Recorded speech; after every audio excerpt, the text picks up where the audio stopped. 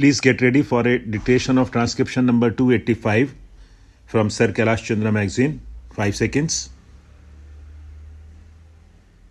Start. Mr. Deputy Chairman, sir, there has been a widespread expectation among the public and in the press regarding government statement on industrial policy. I had given an indication that this statement would be presented to Parliament before the end of the current session. I am therefore happy, sir, to be able to place on the table of the House the statement on industrial policy. While doing so, I would like to take the opportunity to refer to some of the main features of the statement. For the past 20 years, government policy in the sphere of industry has been governed by the Industrial Policy Resolution of 1956, while some of the elements of that resolution in regard to that desirable pattern of industrial development still remain valid. The results of actual policies in the industrial field have not been up to the expectations or declared objectives. The new industrial policy must therefore be directed towards removing the distortions of the past so that the genuine aspirations of the people can be met within a time-bound program of economic development. A new approach is called for in several areas of our national life. This new approach should reflect not only our vast resources and special endowments, but should show particular concern for the utilization of these resources and endowments for the amelioration of the living conditions of the majority of our people. The main thrust of the new industrial policy will be on effective promotion of cottage and small-scale industries widely dispersed in rural areas and small towns. For this purpose, an exhaustive analysis of industrial products has been made to identify those items which are capable of being established or expanded in the small-scale sector.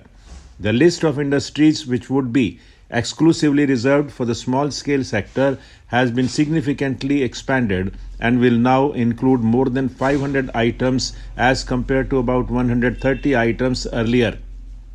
While the existing definition of small-scale industries will remain within the small-scale sector, special attention will be given to units in the tiny sector, namely those with investment in machinery and equipment up to rupees 1 lakh and situated in villages or in towns with a population of less than 50,000 according to the 1991 census figures. Schemes will be drawn up for making available margin money assistance. Government will consider introducing special legislation for protecting the interests of cottage and household industries with a view to ensuring that these activities, which provide self-employment in large numbers, get due recognition in our industrial development. The focal point of development for cottage and small-scale industries will be taken away from the big cities and state capitals to the district headquarters. In each district, there will be one district industries center.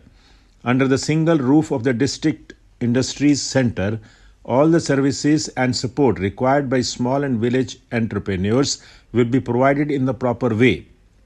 In order to provide effective financial support for promotion of small village and cottage industries, the Industrial Development Bank of India has taken steps to set up a separate wing to deal exclusively with the credit requirements of this sector.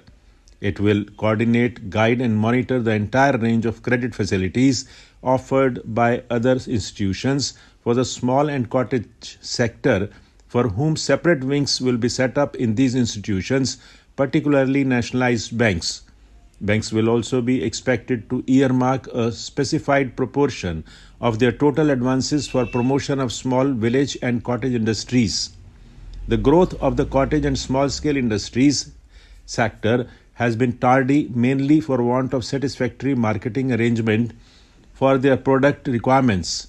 The marketing of goods of this sector with its concomitant of product standardization, quality control, market surveys will therefore need special attention.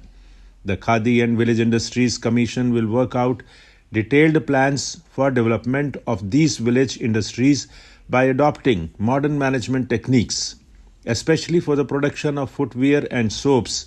Special programs would be drawn up to increase progressively their share in the total production of these items in the country.